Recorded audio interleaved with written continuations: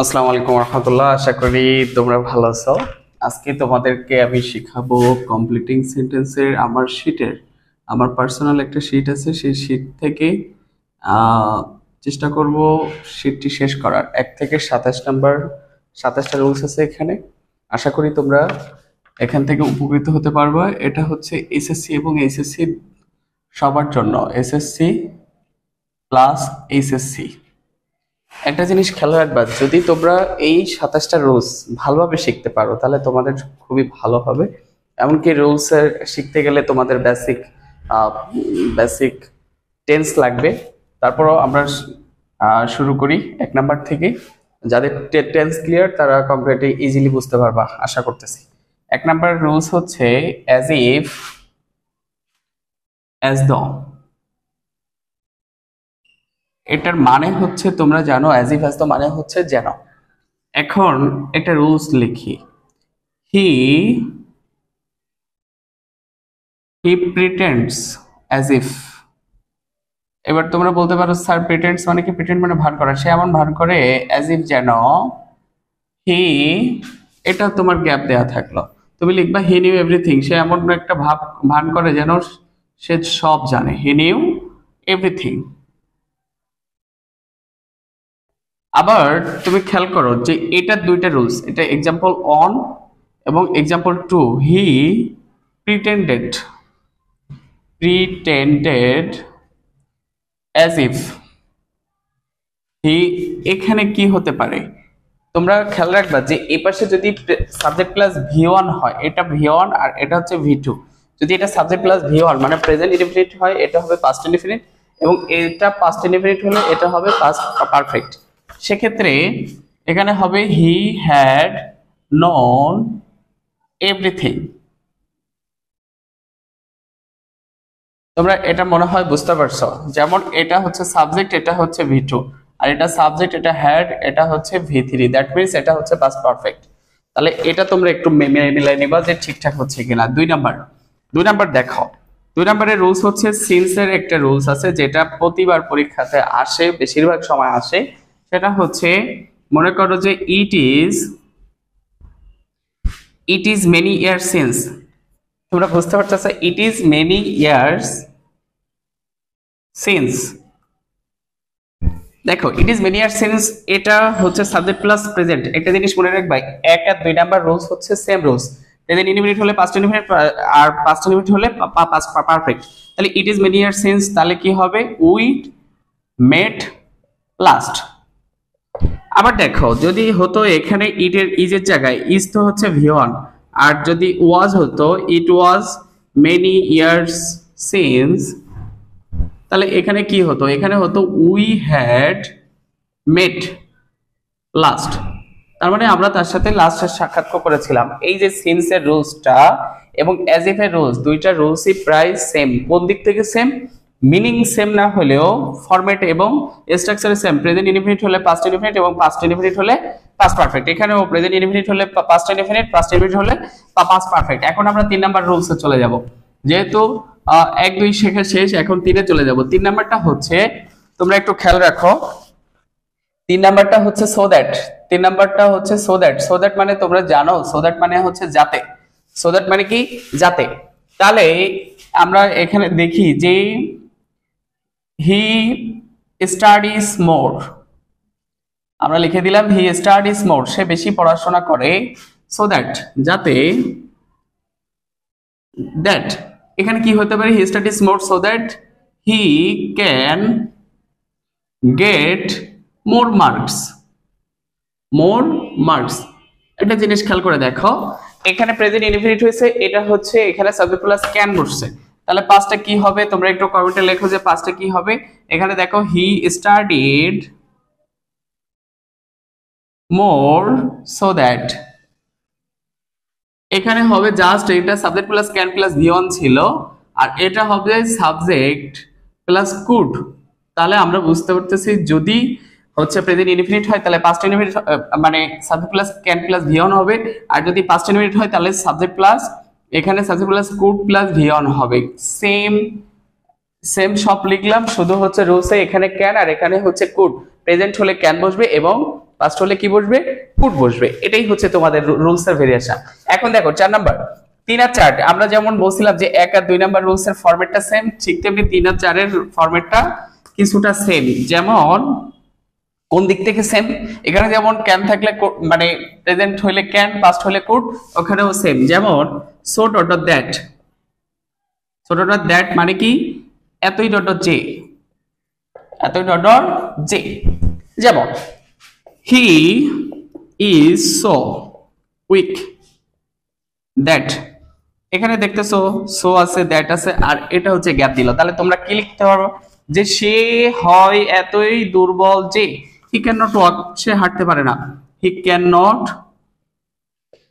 Walk বা work, তোমরা যেটাই দাও কোনো সমস্যা না।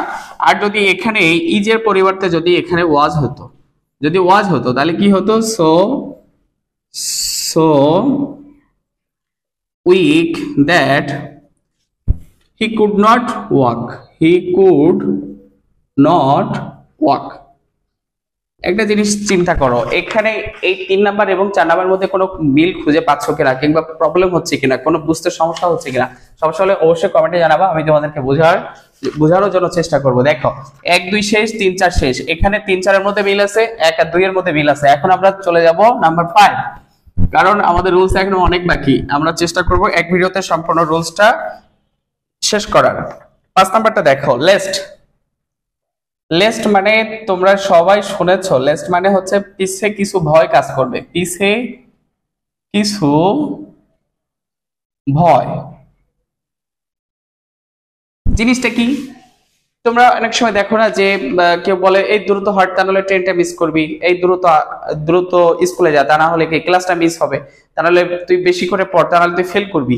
এই যে একটা কাজের পরিবর্তে আরেকটা যে নেগেটিভ ওয়ার্ড ইউজ করা, যে এটা না করলে ওটা হবে না, ওটা না করলে ওটা হবে না। যেমন ওয়াক ফাস্ট, তোমাকে কেউ বললো যে দ্রুত হাঁটো, ওয়াক ফাস্ট লেস্ট, তাহলে তুমি এখানে কি দিবা? এখানে রুলসটা হচ্ছে সাবজেক্ট প্লাস শুড বসবে, মাইট বসানোর দরকার নাই। আর তোমরা জানো যে যে কোনো মোডালের পরে V1 বসে, যে কোনো মোডালের পরে V1 বসে। তাহলে walk fast lest, you should miss the bus, miss the বাস।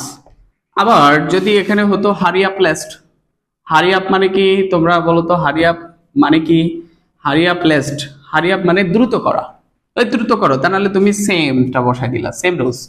এরকম যদি কোনো ঘটনা ঘটে যে দ্রুত হাঁটো, বেশি পড়ো, রিড মোর, তা নাহলে তুমি ফেল করবা, দ্রুত হাঁটো, তা নাহলে তুমি কি ট্রেনটা মিস করবা, you should not catch the train মানেই হচ্ছে you should miss the train. আচ্ছা, এখন আমরা 6 নম্বরে চলে যাব। 6 নম্বর রুলসটা কি দেখি তো। 6 নম্বর রুলসটা কি? 6 নম্বরে বলতেছে যে দো অলদোর একটা রুলস, যেটা তোমরা সবাই মোটামুটি জানো, যারা এসএসসি এইচএসসি তে পড়তেছো, যারা এসএসসি তে তারা বেশি জানো, কিন্তু যারা মাত্র ক্লাস 10 এ উঠছো তাদের জন্য এটা কিছুটা নতুন। আর কালকে একদিন পরে যাদের হচ্ছে ইংলিশ সেকেন্ড পেপার পরীক্ষা, তাদের জন্য খুবই ইম্পর্টেন্ট এটা। দো অলদো, দো অলদো, দো অলদোটা কি? দো অলদো মানে যদিও, মনে করো যদিও সে ভালো স্টুডেন্ট কিন্তু সে ফেল করছে, যদিও সে খারাপ স্টুডেন্ট কিন্তু সে ভালো করছে, আবার যদিও সে গরিব কিন্তু সে সৎ, কারণ গরিব হলে চোর হওয়ার কথা, কিন্তু না, গরিব কিন্তু সে সৎ। তাহলে আমরা এটা এক লাইনে লিখবো, দো he is poor he is honest, he is honest. কিন্তু এটা আসবে না তোমার পরীক্ষায়, আসবে যদিও ছেলেটি ব্যাক বেঞ্চার তাও সে জীবনে সফল হয়েছে, যদিও সে ছেলেটা খুব ভালো স্টুডেন্ট মেরিটোরিয়াস, তবুও সে কি করছে, পরীক্ষায় ফেল করছে, কিংবা সে জীবনের সফল হতে পারে নাই। বিপরীত একটা ঘটনা ঘটতেই হবে এখানে, বুঝতে পারছো? এখন দেখো 7 নাম্বার, 7 নাম্বারটা হচ্ছে ইম্পর্টেন্ট, এই জন্য এখানে আমরা লিখবো না। 7 নাম্বারটা হচ্ছে ইফ এর রুলস। 7 নাম্বারটা একটু বড়, তোমরা ইফ এর রুলসটা একটু খুব ভালোভাবে শেখার চেষ্টা করবা তোমরা, আশা করি। আর আমি আমার ক্লাস দেখবা আর হচ্ছে নোট করবা, আর যদি সময় না থাকে একটু বেশি গুণ স্পিডে দেখতে পারো। 7 নাম্বার ইফ এর রুলস। ইফ এর রুলস তোমরা জানো যে ইফ এর রুলস হচ্ছে 3টা, নরমালি 4টাও বলা যায়। ইফ এর 3টা, সাধারণত 3টা রুলস। ইফ মানে কি? যদি। তাহলে ইফ কি হতে পারে? ইফ ইউ কাম, না আমি বললাম ইফ ইউ ইনভাইট মি এখানে দিল আবার ইফ ইউ ইনভাইটেড মি, আবার যদি দেয় যে if you had invited me, এটাও একটা রুলস। আবার যদি এরকম দেয় যে if if I were a bird, যদি আমি একটি পাখি হতাম, আই ওয়ার এ বার্ড, কিংবা আমি যদি একটা রাজা হতাম তাহলে কি করতাম।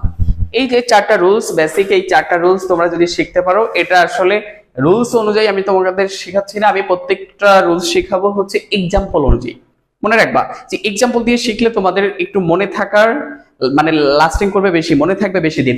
এই জন্য তোমরা চেষ্টা করবা যে এক্সাম্পলটা মনে রাখার, ঘটনাটা মনে রাখার, প্রত্যেকটা রুলস এর সাথে এক্সাম্পল মনে রাখার চেষ্টা করবা। এটা হচ্ছে V1, এটা V2, আর এটা তোমরা বুঝতে পারতেছো subject plus had plus V3, তার মানে কি এটা হচ্ছে পাস্ট পারফেক্ট হিসেবে আছে। তাহলে আমাদের অ্যানসার কি হবে?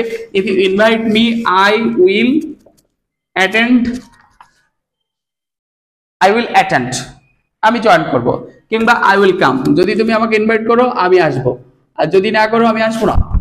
If you invited me I would come, যদি তুমি আমাকে দাওয়াত দিতে আমি কি আসতাম, তুমি দাওয়াত দাও নাই আমি আসি নাই, শেষ কথা। তারপর if you had invited me, তাহলে কি হবে? I would have come. এখানে একটা মজার বিষয় হচ্ছে যদি পাস্ট পারফেক্ট থাকে তাহলে এটা হবে subject plus would have plus V3। তাহলে তোমরা এটা বুঝতে পারছো। কিন্তু যদি আমি একটা পাখি হতাম তাহলে কি করতাম? এটা আবার এই রুলস এর সাথে কিছুটা মিলতেছে, যেমন এটাও V2, এটাও কি V2, এই জন্য এখানে কি হবে? I would fly in the sky, যদি আমি পাখি হতাম আকাশ উড়তাম, যদি আমি রাজা হতাম মানুষদেরকে হেল্প করতাম, এটাই হচ্ছে রুলস। তাহলে I would fly in the sky, fly in the, খুবই সহজ এই রুলস গুলা। তোমরা একটু বাসায় প্র্যাকটিস করার চেষ্টা করবা, নোট করার চেষ্টা করবা, মাথায় মনে রাখার চেষ্টা করবা, কারণ নোট সবার থাকে কিন্তু মাথায় কিছু থাকে না। 8 নাম্বারটা হচ্ছে সেম। 8 নাম্বারটা হচ্ছে সেম, আমি এখানে ইফ এর জায়গায় জাস্ট দিয়ে দিব আনলেস। 8 নাম্বারটা হচ্ছে কি আনলেস। তোমরা দেখো আনলেস মানে কি যদি না, যদি না, তাহলে এই ইফ এর জায়গায় আমরা চারটা জায়গায় জাস্ট কি করে দিব? ইফ এর জায়গায় আমরা আনলেস করে দিব, আনলেস, এটাও আনলেস। দেখো unless you do not invite me, যদি না তুমি ইনভাইট আমাকে করতা আই উইল নট কাম, এখানে শুধু নট দিয়ে দিবা, এখানে শুধু নট দিয়ে দিবা, এখানে would not have come, I would not fly in the sky, এটাতে দরকার নাই। তাহলে আনলেস এর এই তিনটা রুলস তোমরা মনে রাখবে। ইফ আর আনলেস সেম, ইফ হচ্ছে যদি এবং আনলেস মানে ইফ নট, যদি না মানে কি ইফ নট। তাহলে এখানে তোমরা সহজে বুঝতে পারবে যদি তুমি ইনভাইট আমাকে না করো আই উইল নট কাম, আমি আসবো না, আর যদি তুমি যদি না তুমি ইনভাইটেড আমাকে করতা আই উড নট কাম, আমি আসতাম না, যেহেতু তুমি ইনভাইট করছিলে এই জন্য আমি আসছিলাম। আর এটা সেম রুলস, মানে ইফ এর যে তিনটা রুলস আনলেস এরও তিনটা রুলস সেম, শুধু একটা এক্সট্রা ছিল ইফ এর। If I were a bird I would fly in the sky. এখানে দেখাও, তাহলে আমরা 8 নাম্বারটা ক্লিয়ার করে ফেললাম। 9 নাম্বারে চলে আসি। 9 নাম্বারটা এক লাইনের একটা রুল সব সময় মনে রাখবা যে উইথ আ ভিউ টু, এটা রুলসটা কি হবে? ভার্বের সাথে আইজি বসাই দিবা, আর কিছু না, আর কিছু না। সেটা কেমন আমরা একটু দেখি। মনে করো যে হি ওয়েন্ট টু মার্কেট, সে মার্কেটে গিয়েছিল, কেন? হয় না, এখানে আমরা বসাবো উইথ এ ভিউ টু। কি কারণে গেছিল? উইথ এ ভিউ টু মানে হচ্ছে উদ্দেশ্যে, কোনো একটা উদ্দেশ্যে তো সে মার্কেটে গেছিল, হয় ঘুরতে, তাহলে কিছু কিনতে, তাহলে কিছু সেল করতে। তাহলে with a view to buying a shirt, একটা শার্ট কিনতে গিয়েছিল, কি করতে গিয়েছিল? Buying a shirt. তোমরা একটু মনে রাখার চেষ্টা করবা যে উইথ এ ভিউ টু মানে হচ্ছে উদ্দেশ্যে। সে বাজারে কেন গিয়েছিল? স্কুলে কেন গিয়েছিল? ইংরেজি শিখতে। সে কোচিং এ কেন এসেছিল? হি কেম হিয়ার, কেন এসেছিল? With a view to learning English. তোমরা এটা মনে রাখার চেষ্টা করবা। আশা করি তোমরা বুঝতে পারবা। যদি তোমরা ক্লাস 10 এ পড়ে থাকো তোমরা একটু নতুন, আর যদি কলেজে পড়ে থাকো তোমরা অলরেডি ক্লাস 10 এ অনেক কিছু শিখে এসেছো, তোমাদের জন্য আজকের এই ক্লাসটা খুবই ইজি হবে। কমপ্লিটিং যদি তোমরা শিখতে পারো তাহলে তোমাদের আমি মনে করি ইংলিশ শেখার যে জার্নিটা অনেক ইজি হয়ে যাবে, আমি তোমাদেরকে গ্যারান্টি দিতে পারি যে এইটার কারণে অনেক ইজি হতে পারে। আরেকটা বিষয় দেখো, আরেকটা বিষয় একটু খেয়াল রাখবা, এখানে আমাদের 9টা রুলস কিন্তু শেষ, কিন্তু আমরা এখানে থামবো না, আমাদের ক্লাস সর্বমোট রুলস আছে হচ্ছে 27টা। আমরা চেষ্টা করব সর্বোচ্চ রুলস গুলা এক ভিডিওর মধ্যে শেষ করার।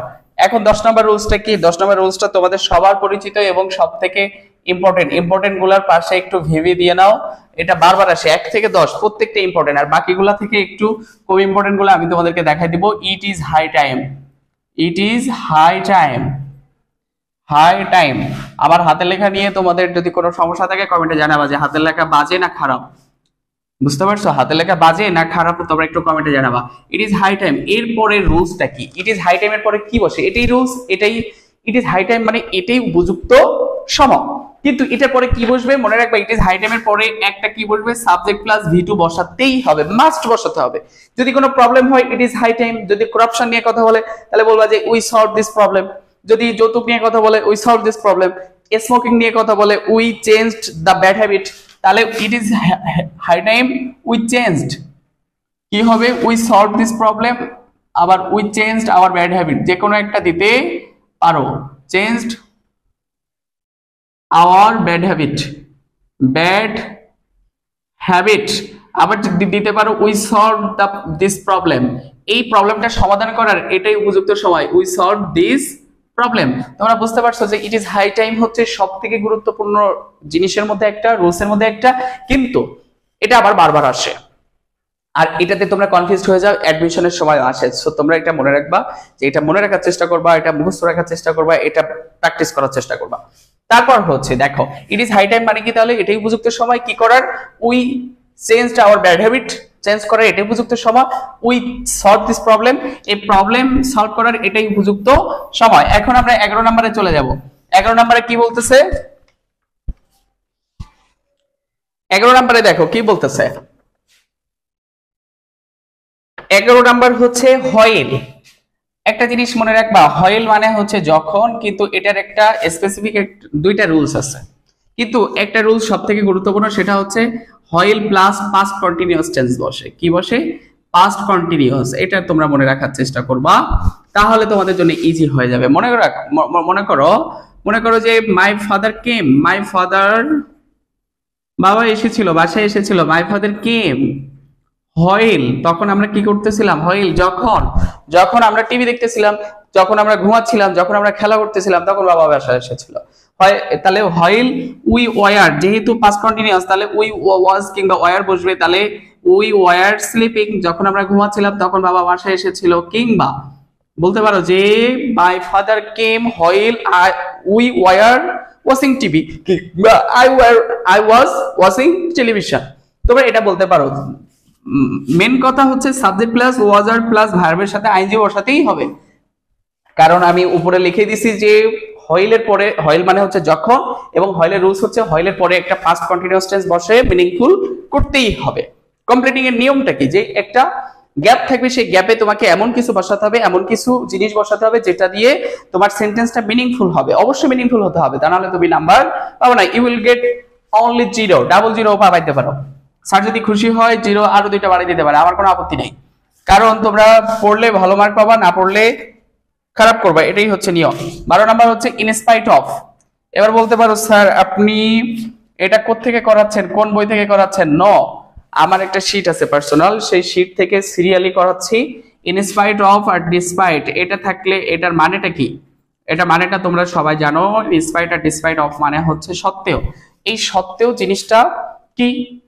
সে অসুস্থ থাকার সত্ত্বেও সে বাইরে গিয়েছিল, সে গরিব হওয়ার সত্ত্বেও সে সৎ। ঠিক তেমনি এখানে আমরা বলতে পারি ইন স্পাইট অফ বিং পুর, গরিব হওয়ার সত্ত্বেও হিজ কি অনেস্ট, এটা গ্যাপ দিলাম, হিজ অনেস্ট, গরিব হওয়ার সত্ত্বেও সে কি সৎ। এরকম তুমি একটা লাইন তুমি তৈরি করে দিতে পারো। 13 নাম্বার হচ্ছে আই উইশ জিনিসটা কি? আমি তোমাদের একটু বলে দিব যে আই উইশ জিনিসটা কি। 13 নাম্বার রুলসটা 13 নাম্বার যদি আই উইশ আসে তাহলে বলবা যে I wish I were a king I were a bird, that's it. এটার কোনো রুলস না। 13 নাম্বার রুলস হচ্ছে কি, আমি তোমাদেরকে লিখে দিচ্ছি যে 13 নাম্বার হচ্ছে উড ইউ মাইন্ড। অনেক সময় দেখবা যে উড ইউ মাইন্ড দিয়ে একটা রুলস আসবে। উড ইউ মাইন্ড মানে কি, তুমি কি কিছু মনে করবা, মানে এটা একটা জিজ্ঞাসা চিহ্ন, শেষে একটা জিজ্ঞাসা চিহ্ন বসবে। তাহলে রুলসটা কেমন হতে পারে, এক্সাম্পলটা কেমন হতে পারে দেখো। তোমাকে বলো যে উড ইউ মাইন্ড, কিংবা তুমি কারোর বাসায় গেছো, তুমি কারোর বাসায় যে একটু পরে বললা যে would you mind giving a glass of water, would you mind taking a cup of tea. এক কাপ চা দিলে তুমি কিছু মনে করবা, এক গ্লাস পানি দিলে কিছু মনে করবা, 100 টাকা ধার দিলে কি কিছু মনে করবা, এরকম কিছু একটা। কিংবা তোমার বইটা যদি আমি একটু পড়ি তুমি কি কিছু মনে রাখবা। এই টাইপের কথাবার্তার সময় কি হবে, would you mind giving a glass of water, giving a glass of water. কিন্তু অবশ্যই তোমাকে একটা জিজ্ঞাসা চিহ্ন ইউজ করতেই হবে। তারপর কারণ এখানে অক্সিলারি আগে চলে এসেছে, মডাল অক্সিলারি হোক আর অক্সিলারি হোক, সেটা আগে চলে আসলে সেটা কি হয়ে যায়, ইন্টারোগেটিভ হয়ে যায়। এখন দেখো 13 গেল, 14 নাম্বার রুলস এর মধ্যে আমরা চলে আসব। 14 মাঝে মাঝে আসে, সব সময় আসে না। সেটা হচ্ছে কি উড রেদার। উড রেদার মানে কি বরং, উড রেদার মানে কি বরং। একটা কথাই মনে রাখবা, আমি মরে যাব, আমি বরং মরে যাব কিন্তু ভিক্ষা করব না, এটা মনে রাখবা। আমি না খেয়ে থাকবো কিন্তু কারোর কাছে হাত পাতবো না, এরকম কথা আমরা অনেকে বলে থাকি যে আমরা এটা করব, আমি ফেল করব কিন্তু নকল করব না। তাহলে আমরা সেক্ষেত্রে আমরা লিখবো যে আই উড রেদার। তাহলে উড রেদার মানে কি বরং। প্রত্যেকটা এই যে রুলস গুলো আমরা শিখতেছি এগুলো সাধারণত কনজাংশন, এই রুলস গুলার কি করতে হবে, এটার মানেটা যা তোমাকে জানতে হবে। আই উড রাদার ডাই, আমি বরং মারা যাব কিন্তু দেন বেগ, ভিক্ষা করব না। দ্যাটস ইট, একেবারে ফাইনাল কথা। মারা যাব কিন্তু ভিক্ষা করব না, আমি এটা করব কিন্তু ওটা করব না, আমি ফেল করব কিন্তু নকল করব না, অসৎ উপায় অবলম্বন করব না, আমি না খেয়ে থাকবো কিন্তু দুর্নীতি করব না, ঘুষ খাবো না, সুদ খাবো না। এরকম কথাবার্তাগুলো তোমরা উড রাদার দিয়ে ইউজ করতে পারবা। তারপর দেখো, তারপর 15 নাম্বার রুলসটা কি। 15 নাম্বার রুলসটা অনেক ইজি। 15 নাম্বার রুলসটা হচ্ছে, আমি তোমাদেরকে 15 নাম্বার রুলসটা দিয়ে দিলাম আফটার এবং বিফোর। এইটা মনে রাখবা যে আফটার আর হচ্ছে বিফোর। আফটার বিফোর এর রুলসটা কি, এটা মাঝে মাঝে আসে, এখন বেশি আসে না, আগে আমাদের সময় বেশি বেশি আসতো। আফটার বিফোর একটা জিনিস মনে রাখবা যে আফটার মানে হচ্ছে পরে আর বিফোর মানে হচ্ছে আগে। এখন এটার একটা রুলস আছে, রুলস বাদ দাও, আগে একটা জিনিস মনে রাখবে, আফটার বিফোর কখন বসে, কোন টেন্সে বসে। এটা শুধুমাত্র পাস্ট পারফেক্ট এর জন্য বসে। পাস্ট পারফেক্ট এর কারণে আফটার বিফোর কে ইউজ করতে হয়। সেটা তোমরা কিভাবে ইউজ করবা মনে রাখো যে he came after I had left my home. Left my home, আমি আমার বাড়ি ত্যাগ করার পরে সে এসেছিল। তাহলে আফটার মনে রাখবা যে পাস্ট পারফেক্ট এর রুলসটা আমি আমার স্যারের কাছ থেকে যেভাবে শিখেছিলাম, পাস্ট পারফেক্ট মনে রাখবা যে এটা যেহেতু আফটার বিফোর শুধুমাত্র পাস্ট পারফেক্ট ইউজ করা হয়, আর পাস্ট পারফেক্ট যেহেতু তাহলে আফটার মানে পরে, তাহলে পরে বসবে আফটার বিফোর, মানে আফটার এই পাস্ট পারফেক্ট বসবে পরে আর আগে বসবে পাস্ট ইনডিফিনিট। আর যদি বিফোর হতো তাহলে বিফোর এর আগে পাস্ট ইনডিফিনিট আর পরে হচ্ছে পাস্ট, মানে বিফোর এর আগে পাস্ট পারফেক্ট পরে হচ্ছে পাস্ট ইনডিফিনিট। এটা মনে রাখবা যে পরে মানে পরে পাস্ট পারফেক্ট, বিফোর মানে আগে, আগে মানে আগে হচ্ছে পাস্ট পারফেক্ট। তাহলে এই সেমটা দিয়ে দাও, I had left my home, my home before he came, সে আসার আগেই আমি বাড়ি ত্যাগ করেছিলাম। এটা হচ্ছে 15 নাম্বার রুলস। 15 নাম্বার রুলসটা আশা করি তোমরা বুঝতে পারছো। বুঝতে না পারলে যেটা বুঝতে পারবে না কমেন্টে জানাবা, আমি তোমাদেরকে এটা নিয়ে আলাদা তোমাদেরকে হেল্প করার চেষ্টা করব ইনশাআল্লাহ। এখন দেখো 16 নাম্বার। 16 নাম্বারটা কি, 16 নাম্বারটা হচ্ছে, 16 নাম্বারটা কোনো রুলস এর মধ্যে না, কিন্তু 16 নাম্বারটা on kind of relative pronoun. সেটা কেমন, হোয়ার কিংবা হোয়ে নিয়ে মাঝে মাঝে কোশ্চেন আসে যে হোয়ার জিনিসটা কি। মনে করো গ্রেভইয়ার্ড, graveyard is a place where, এখানে দিল where, যে কবরস্থান এমন একটা জায়গা যেখানে, কি করা হয় ডেড বডিজ আর বিউরিড মানে কি লাশ দাফন করা হয় ডেড বডি মানে কি লাশ ডেড বডিজ আর বিউরিড মানে এটা প্যাসিভ করা হয়েছে বিউরি ইট আবার যদি তোমরা বলো যে এমন একটা জায়গার নাম যেমন train station is a place তারপর হচ্ছে hospital is a place hospital is a place এটা তোমরা হচ্ছে কমেন্ট বক্সে জানাবে এটা কি হতে পারে hospital is a place where কি হতে পারে আবার যদি তোমরা বলো যে rail station is a place where railway station is a place where trains stop and